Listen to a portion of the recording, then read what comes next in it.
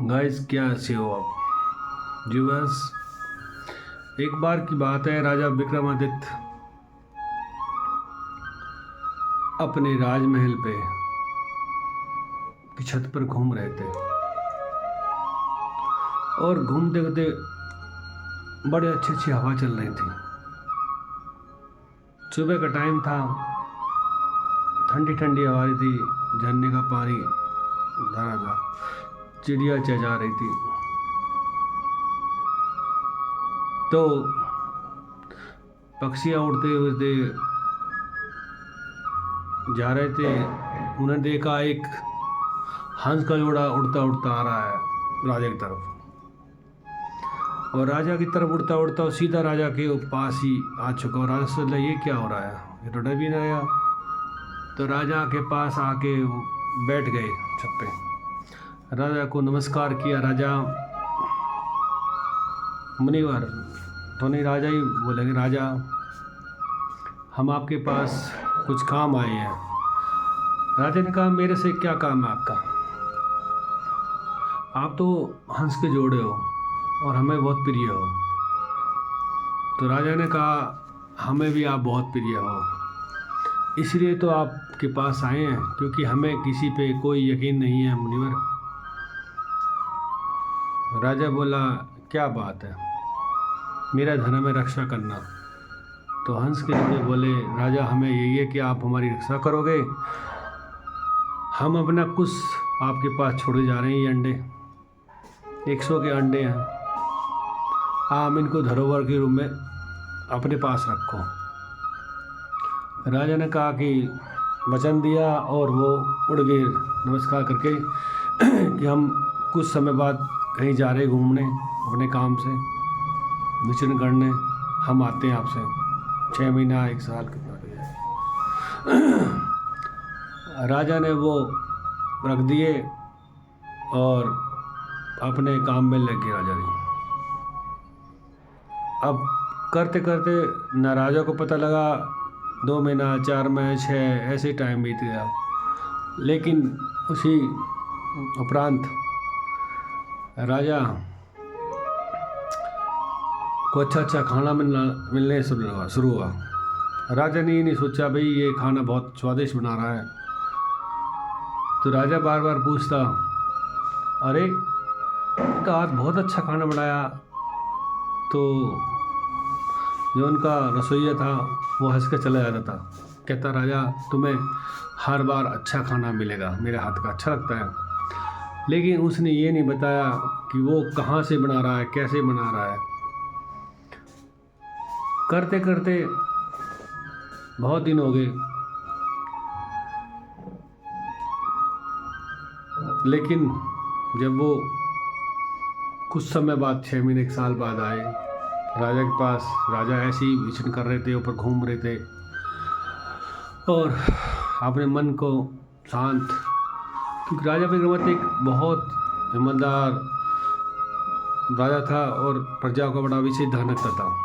उसके पास पारसमणि भी थी, क्योंकि पारसमणि एक कहावत है कि राजा विक्रमादित्य के पास ही पारसमणि थी, जो बुलंदशहर जो यूपी में पड़ता है, ननकौर के पास उनका महल है।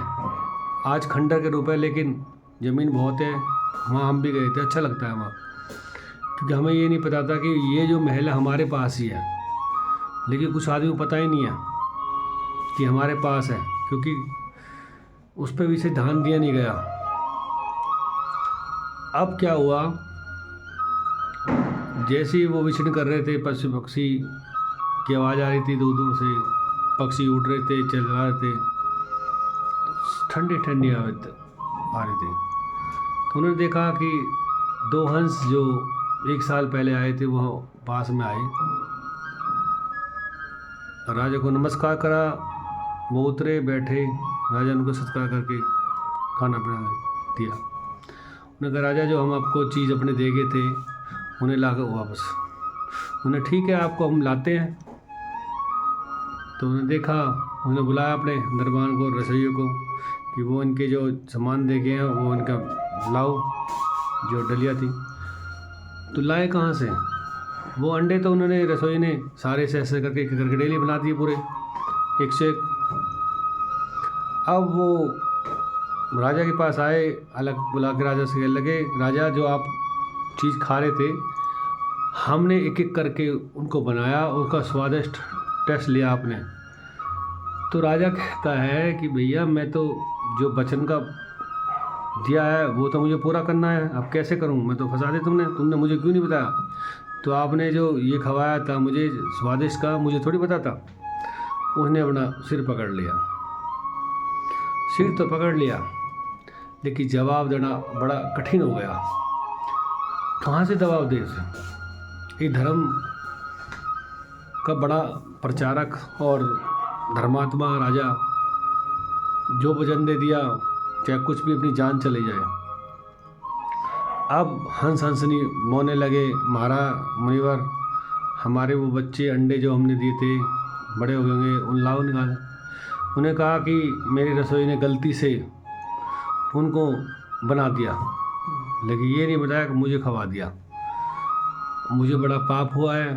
अब जो आपको हाथ जोड़ के पैर में गिर गया उनके पंजों में कि मुझे जैसे भी आप क्षमादान करो, या आप श्राप दो, कुछ भी दो, जो आपको दंड दे मतलब। तो वो बड़े विजन में हो गए और मूर्छित हो गए। कुछ समय बाद उनकी मूर्छा खुली तो उन्होंने देखा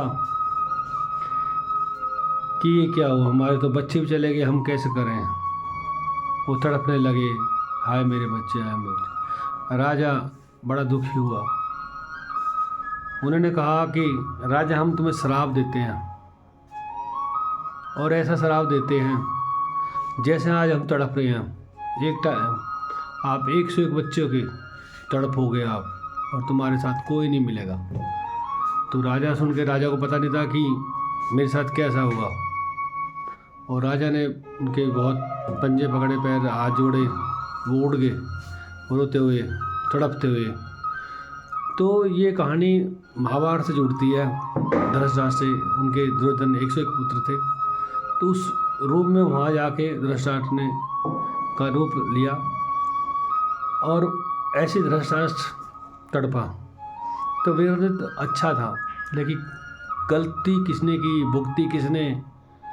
तो इसलिए कहते हैं सचेत रहना चाहिए, क्योंकि आप सचेत रहोगे तो आगे बढ़ जाओगे, नहीं तो बड़ी विपत्ति आ जाएगी।